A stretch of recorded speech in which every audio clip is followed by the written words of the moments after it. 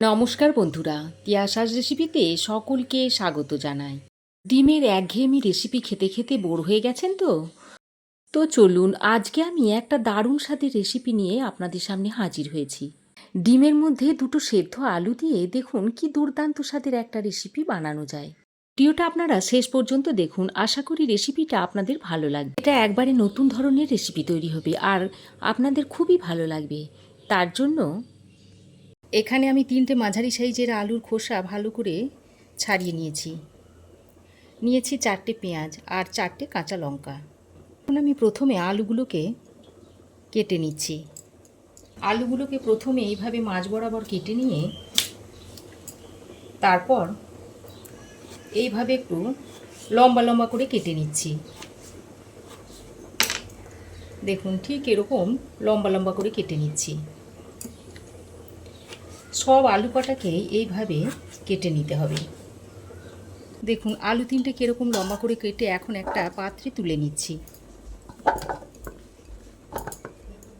তারপর এগুলোকে আরও একবার ভালো করে ধুয়ে ভাপ দিয়ে নিতে হবে। এখন আমি একটা পাত্রে বেশ খানিকটা জল গরম করতে দিয়েছি। এবার এই জলের মধ্যে দিয়ে দিচ্ছি অল্প একটু নুন।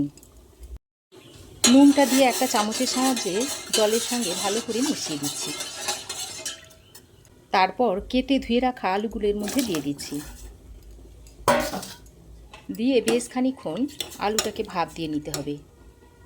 এদিকে ততক্ষণে পেঁয়াজ 4টাকে আমি কেটে নিচ্ছি।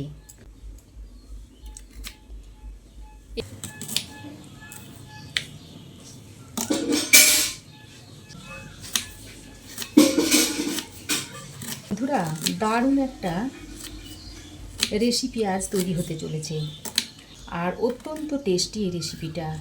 খুবই সহজ একটা রেসিপি, যে কেউ আপনারা বানিয়ে নিতে পারবেন। তাই রেসিপিটা মনোযোগ দিয়ে দেখতে থাকুন।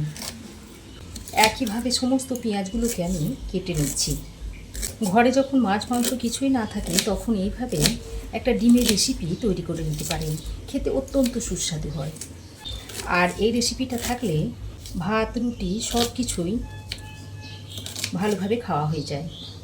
দেখুন পেঁয়াজগুলো কাটা হয়ে গেলে এক সাইডে সরিয়ে রাখছি। তারপর লঙ্কাগুলোকে একটু মিহি করে কেটে নিচ্ছি।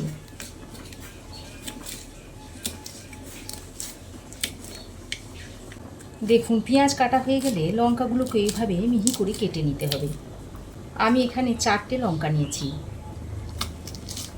দেখুন লঙ্কা পেঁয়াজ দুটোই আমার কেটে নেওয়া হয়ে গেছে। পেঁয়াজ ও লঙ্কা কাটা হয়ে গেলে এবার অর্ধেক পেঁয়াজ এর মধ্যে থেকে নিয়ে আমি একটা বড় বোলের মধ্যে নিয়ে নিচ্ছি।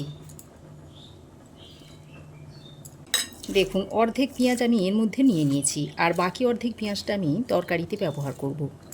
এইভাবে হাতের সাহায্যে পেঁয়াজগুলোকে একটু ছাড়িয়ে দিচ্ছি। এবার আমি এই পেঁয়াজের মধ্যে 4টে ডিম অ্যাড করব।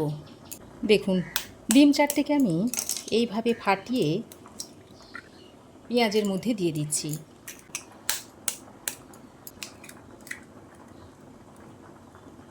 দেখুন 4টে ডিম আমি পেঁয়াজ কুচির মধ্যে দিয়ে দিয়েছি।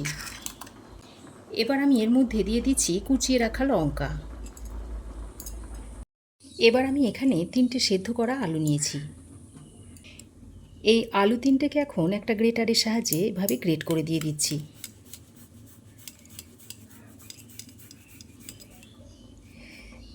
আর আমি একেবারে ছোট ছোট সাইজের আলু সেদ্ধ করে নিয়েছি।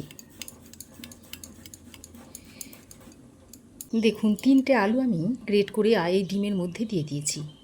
এবার আমি এর মধ্যে দিয়ে দিচ্ছি স্বাদ মতো নুন আর দিয়ে দিচ্ছি হাফ চামচ মতো লঙ্কা গুঁড়ো। এবার সব কিছুকে হাতের সাহায্যে ভালো করে মিশিয়ে নিচ্ছি। আমার হাত দিয়ে সুবিধা হয় তাই আমি হাতের সাহায্যে মেখে নিচ্ছি, তবে আপনারা চাইলে বিটারের সাহায্যে কিংবা চামচ দিয়েও মেখে নিতে পারেন। দেখুন খুব সুন্দরভাবে মিশ্রণটা তৈরি করে নিতে হবে।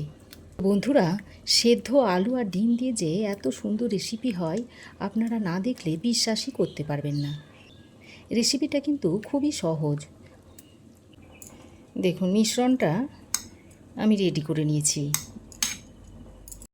এবার আমি একটা ফ্রাই প্যান গরম করে নিয়েছি। এবার ফ্রাই প্যানের মধ্যে আমি বেশ খানিকটা সাদা তেল দিয়ে দিচ্ছি। তেলটা দিয়ে ফ্রাই প্যানের গায়ে ভালো করে স্প্রেড করে নিচ্ছি।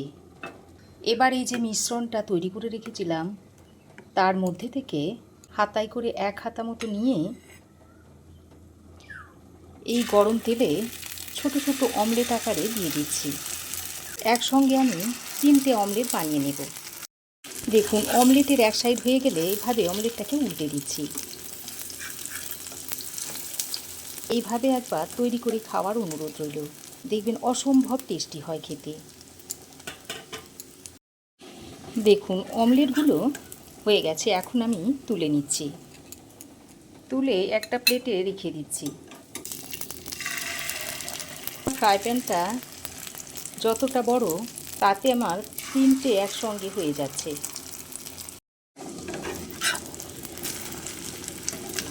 এইভাবে সমস্ত অমলেটগুলোকে তৈরি করে নিতে হবে।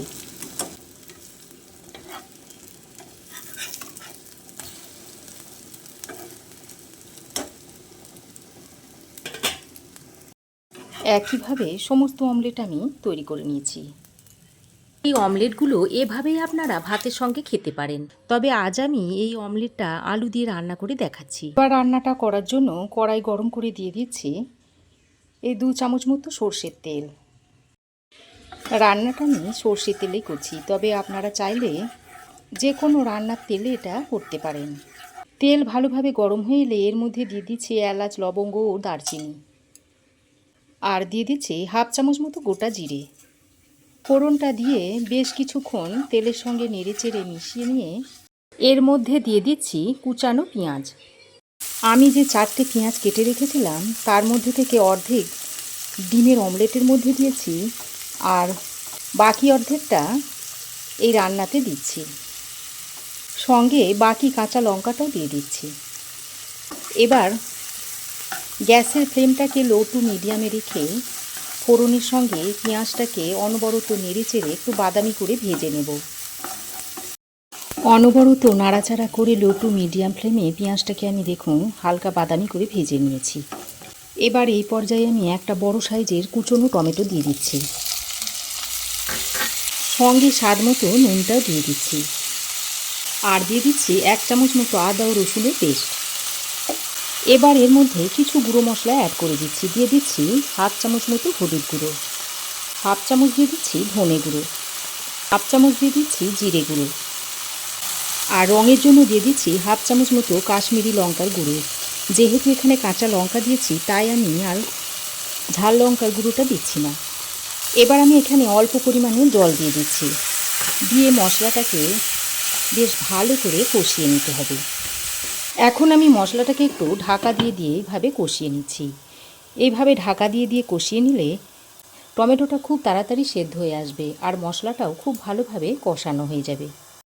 দেখুন বন্ধুরা, ঢাকা দিয়ে প্রায় 2-3 মিনিট সময় ধরে মশলাটাকে আমি সুন্দর করে কষিয়ে নিয়েছি, আর দেখুন মশলা থেকে বেশ সুন্দর তেলও ছাড়তে শুরু করেছে। এবার আমি এই পর্যায়ে ভাপিয়ে রাখা আলুগুলো এর মধ্যে দিয়ে দিচ্ছি। আলুগুলো দিয়ে মশলার সঙ্গে আবারও ভালো করে মিশিয়ে নিতে হবে। আলুটা দিয়েও আমি 2 মিনিট সময় ধরে মশলার সঙ্গে আলুটাকে কষিয়ে নেব। এইভাবে যদি ঢাকা দিয়ে আলুটাকে মশলার সঙ্গে কষিয়ে নেওয়া হয় তাহলে সমস্ত মশলার ফ্লেভার আলুর মধ্যে ভালোভাবে ঢুকে যাবে। দেখুন 2 মিনিট সময় ধরে ঢাকা দিয়ে আলু ও মশলাটাকে বেশ ভালোভাবে কষিয়ে নিয়েছি, আর দেখুন মশলার সঙ্গে আলুটা খুব সুন্দরভাবে কষানো হয়ে গেছে।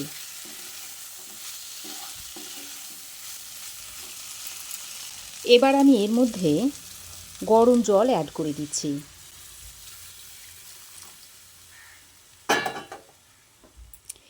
এইভাবে গরম জল দিয়ে যদি তরকারি রান্না করা হয় তাহলে তরকারির স্বাদ দ্বিগুণ হারে বেড়ে যায়।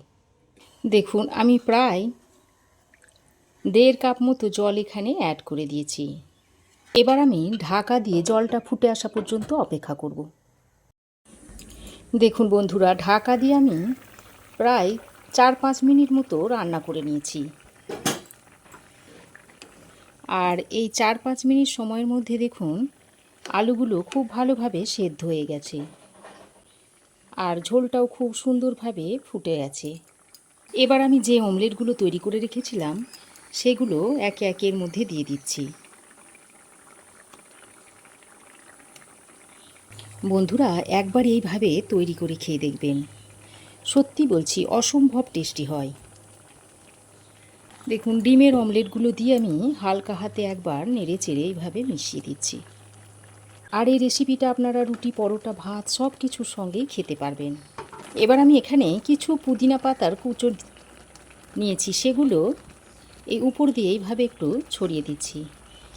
এইভাবে একটু পুদিনা পাতা উপর দিয়ে ছড়িয়ে দিলে এই ডিমের অমলেট কারির রেসিপিটা খেতে দুর্দান্ত লাগবে। আমি আর গরম মশলা এখানে শেষে ব্যবহার করছি না, যেহেতু পুদিনা পাতা দিয়েছি গরম মশলা না দিলেও চলে যাবে। আর গরম মশলাটা আমি প্রথমেই গোটা গরম মশলা আমি ব্যবহার করেছিলাম, তাই এখানে আর গরম মশলার গুঁড়ো দিচ্ছি না। এবার আবারও ঢাকা দিয়ে 2-3 মিনিট এইভাবে রান্না করে নিতে হবে। ঢাকা দিয়ে আরও 2-3 মিনিট রান্না করে নিয়েছি। আর দেখুন ডিমগুলো কতটা ফুলে বড় হয়ে গেছে, আর রান্নাটাও রেডি হয়ে গেছে।